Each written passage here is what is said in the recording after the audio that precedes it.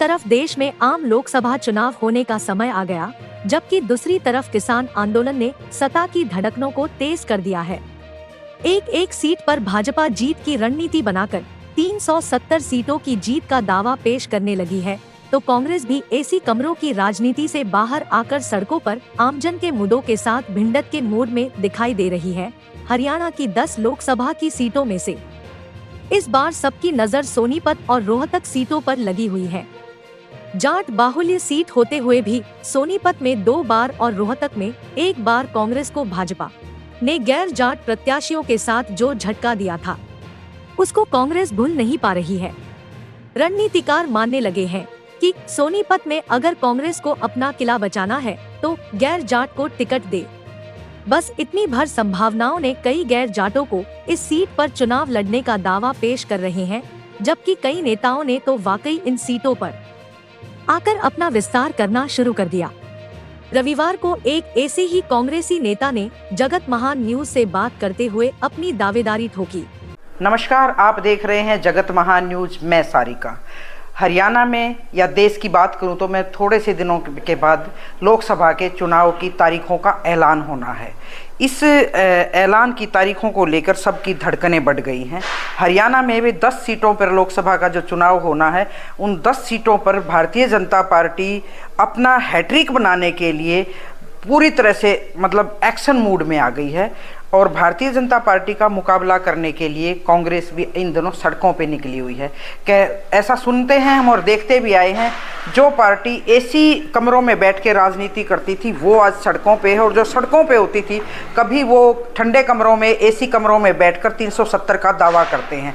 एक तरह से भारतीय जनता पार्टी ने 370 सीटों का दावा करके मानसिक दबाव बना दिया है, और इससे कांग्रेस कितनी दबाव में है इसकी रणनीति का हालांकि अभी पार्टी के बड़े नेता खुलासा नहीं कर रहे, लेकिन जगत महान की जो टीम है लगातार विधानसभा और लोकसभा क्षेत्रों में जाकर दावेदारों से बात कर रही है और जनता का और मतदाताओं का मूड भी जान रही है।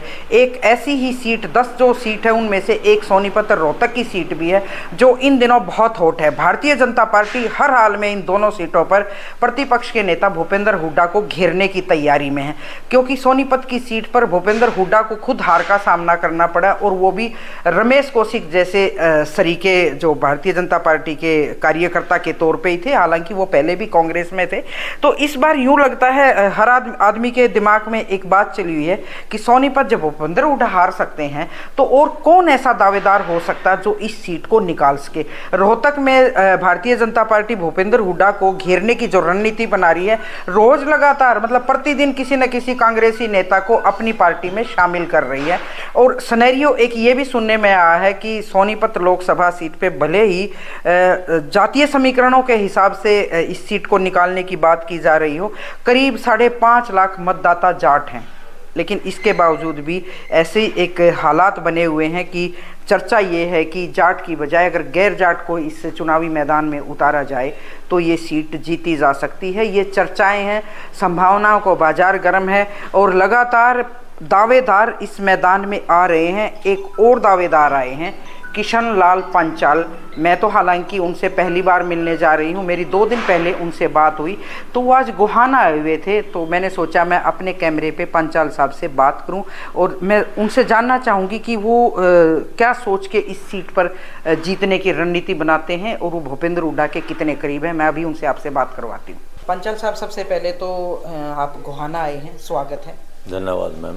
मैं लगातार लोकसभा और विधानसभा सीटों पर जाकर मतदाताओं का मूड चेक कर रही हूँ। तारीखों का ऐलान होने वाला और रोज़ नए नए दावेदार आ रहे हैं, वो चाहे भारतीय जनता पार्टी की बात हो या कांग्रेस की। आप तो कांग्रेसी हैं, तो मैं देख रही थी आपने पूरे शहर में प्रचार कर रखा है।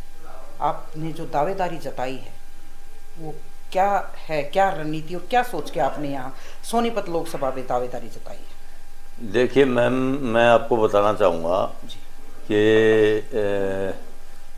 ये लोकसभा मैं पिछले बताना चाहूँगा आपको कोई 20-25 साल से कांग्रेसी हूँ, और पहले मैं दिल्ली की राजनीति करता था।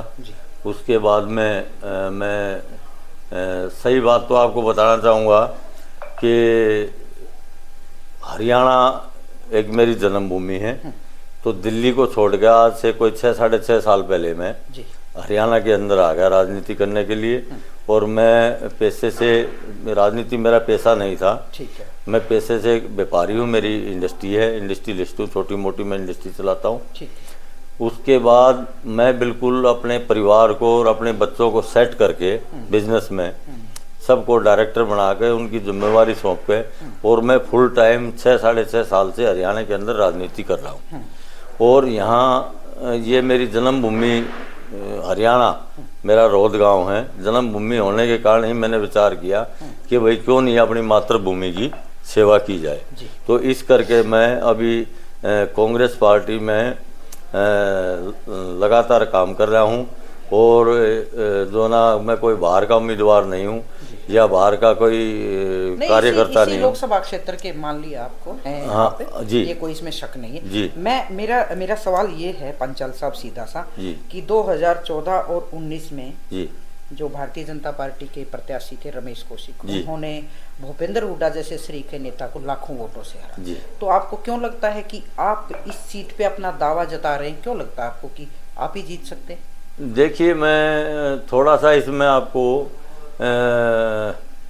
अगर आप इतनी गहराई में जाते हैं तो उस हिसाब से भी मैं आपको बताता हूँ। मैं जो ना BCA वर्ग से आता हूँ, OBC से आता हूँ।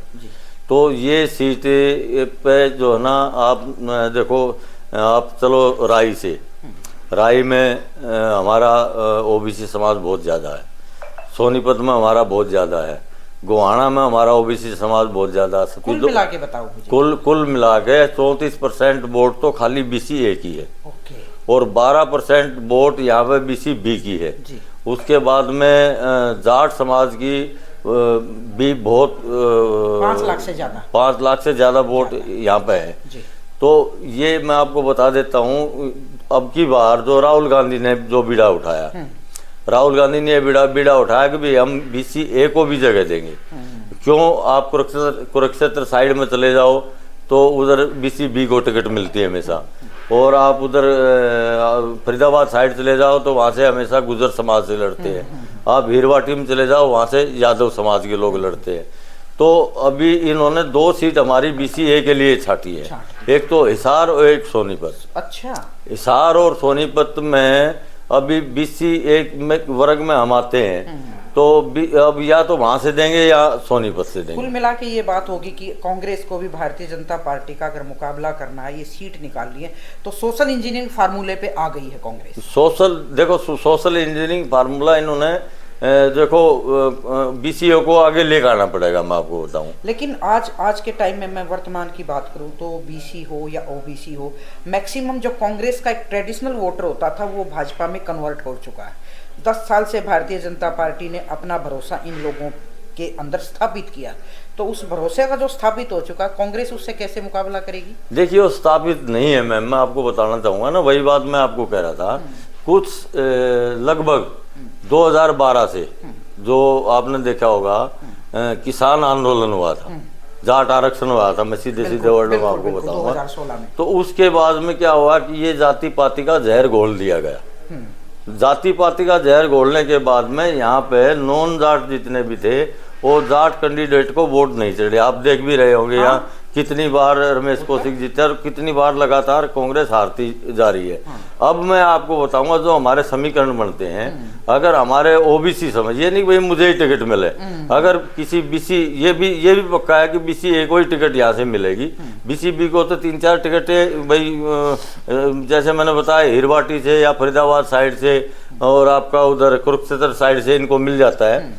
BCA ही एक जो ऐसा वर्ग था, इसको इग्नोर किया जा रहा था या ये आगे नहीं आ रहा था। अब क्या है कि BCA की बहुत भारी तादाद में वोट होने के कारण ये जाति पाति का जो ना एक बंधन तोड़ने के लिए ये जो ना खाली हुड्डा साहब ने ही नहीं, ये ऊपर से ही आवाज़, राहुल गांधी से ही आवाज़ आ रही है, हाईकमान से ही आवाज़ आ रही, खड़गे जी से आवाज़ आ रही है कि भाई BCA को भी कुछ ना कुछ जरूर दिया जाए। तो ये जो ना लोकसभा में यहाँ से अगर BCA को किसी भी कैंडिडेट को उतारेंगे, अगर मजबूत कोई कैंडिडेट और कोई बंदा है तो उसको अगर ये उतार देते तो BCA की 34% वोट और 5 लाख वोट में से आप ये लगा लो कि 95% जाटों की वोट हुड्डा साहब के साथ है। अच्छा, मुझे एक बात ये क्लियर करें, आपने कही जब BCA को अगर दावेदार हैं या टिकट दी जाती है तो भरोसा हो जाता है कि भी जाट तो कहाँ जाएंगे, वो हुड्डा साहब के पास ही आएंगे, बिल्कुल आपको देंगे।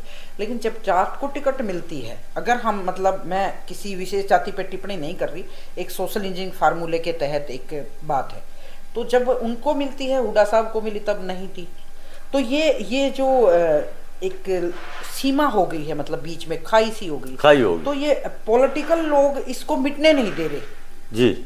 आरोप राजनीतिक दलों पे ही लगता है कि राजनीतिक दलों ने हमें बांट दिया जी।